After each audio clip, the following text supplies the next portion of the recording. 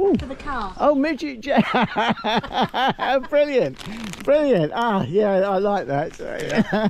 every MG should have them. Brilliant. Right. No, he had to separate me. What's that?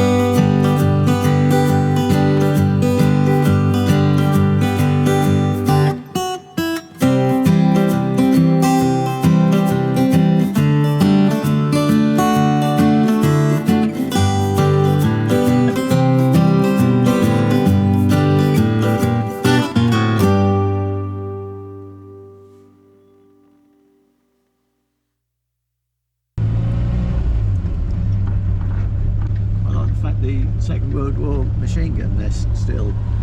That's actually more recent. Is it? Yeah. That's when they had security, like after the Gulf War and the like. Oh, was it?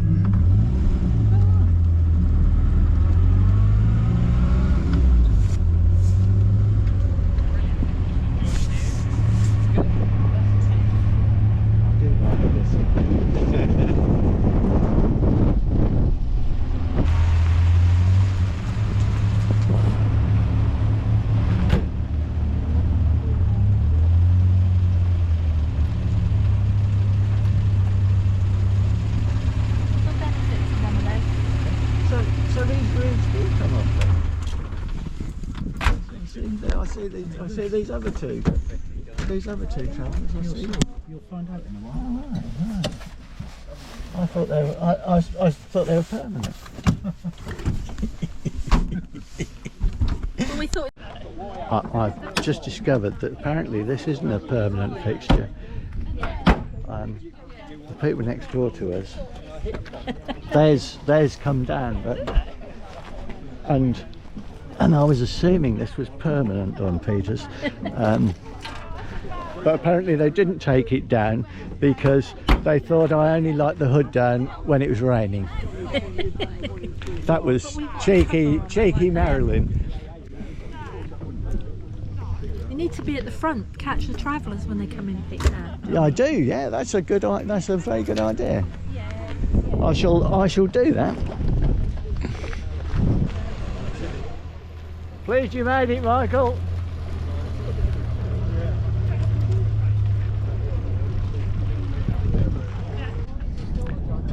The Morris travellers are gone missing.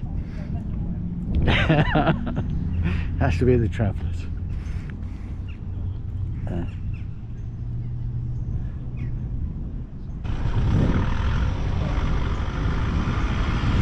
Here they come.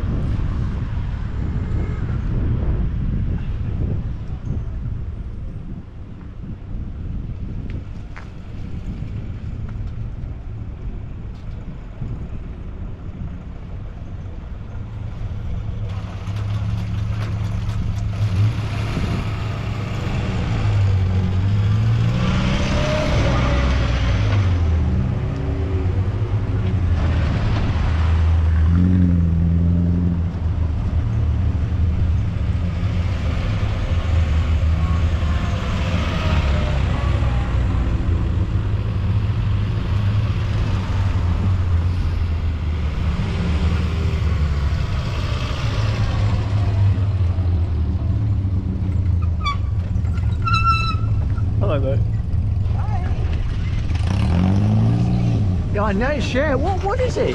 It's Stanley. It's a Stanley, is it?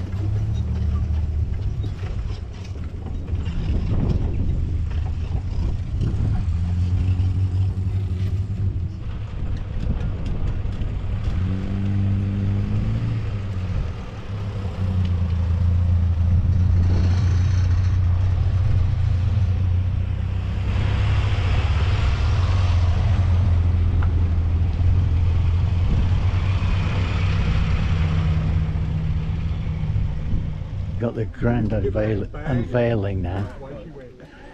That's the concentration on Peter's face there.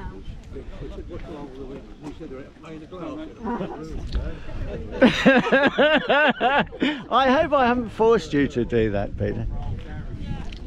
But we want a cover like everybody else has got a cover. Well,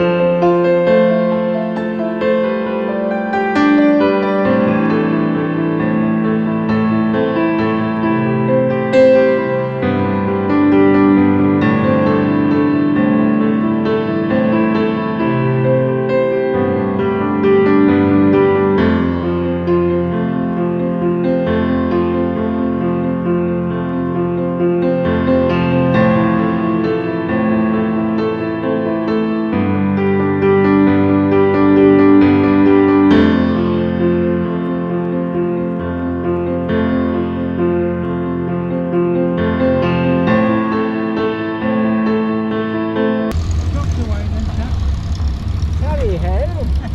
Tally ho, old boy! We're going to be tail end Charlie.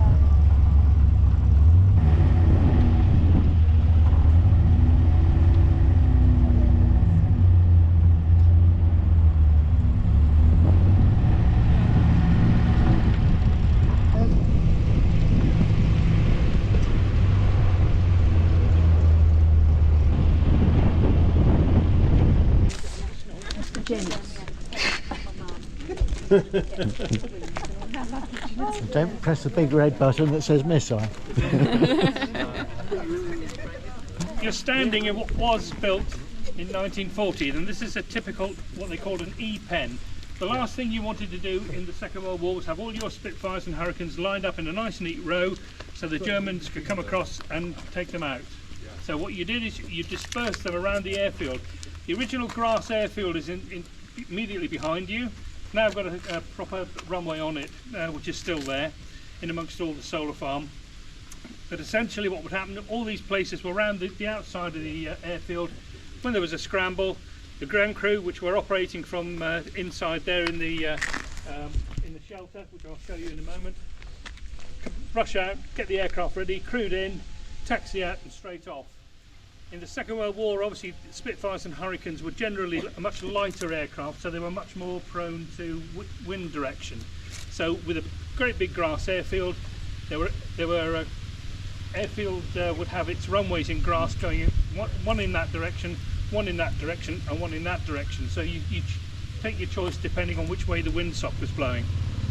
The uniqueness of these particular revetments is that they are built out of sandbags, and as you can see, when they were assembled they were actually sandbags, and all that's left now is the sand and the concrete that was actually mixed in with the sand.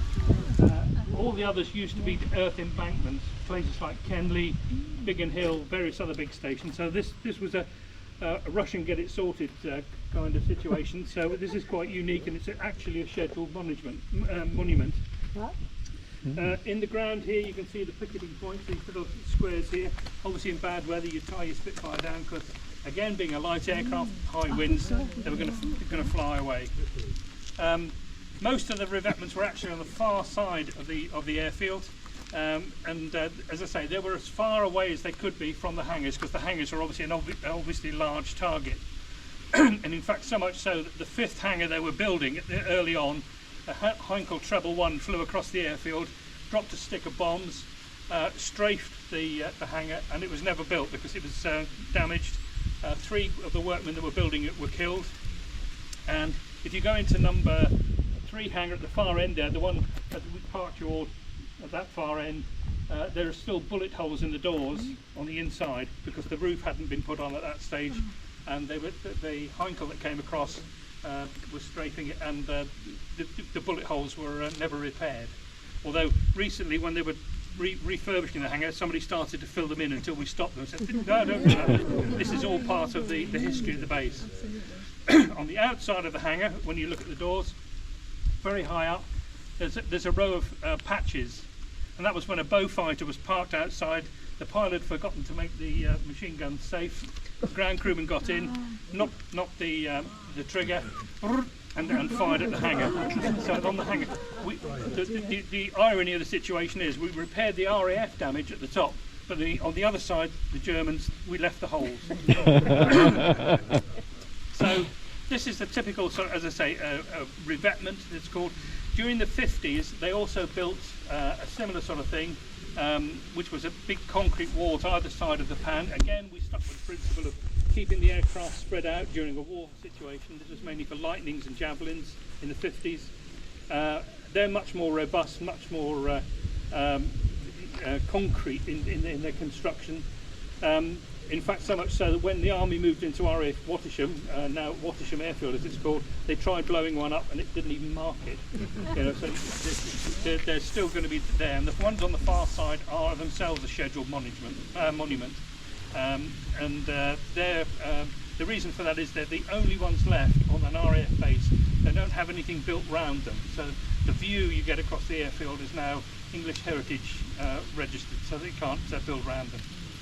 Okay, so what we'll do, we'll just have a little thread through this one, just so that you can get the idea that the air raid shelter is built in the middle here, and then there's another revetment the other side when we come out. So you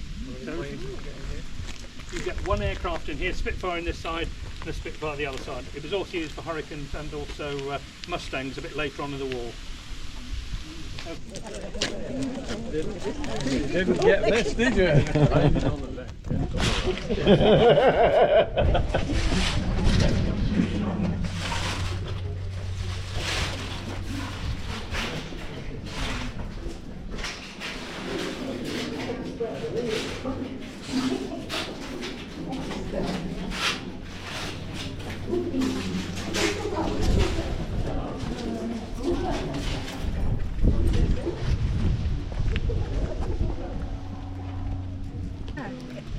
It's 500 acres, the runway's about 7,500 feet long, which is still there, and we would, in my time, we would operate either 60 Lightnings early on. So you were based there? Yeah, all of us. Right. All of us are wearing these badges. We're based here at some stage, either as service personnel or one or two civilians. Right. So that's one of the reasons why this is fairly unique. We're not quite museum exhibits yet. We just keep moving. Otherwise, I've got a glass case in the store ready for Right. you. I'll just spell your name on it on the top. You're right. The original airfield was sort of over there, as I mentioned, and you can see the original taxiway that goes across. That's what they call the slip taxiway now. But then they extended the runway up there for the larger jet aircraft, the Lightnings and the Javelins, simply because they needed a much longer runway. Anybody who flew in a Lightning, you'll realise it was a controlled crash. It wasn't exactly a landing. So quite a frightening experience.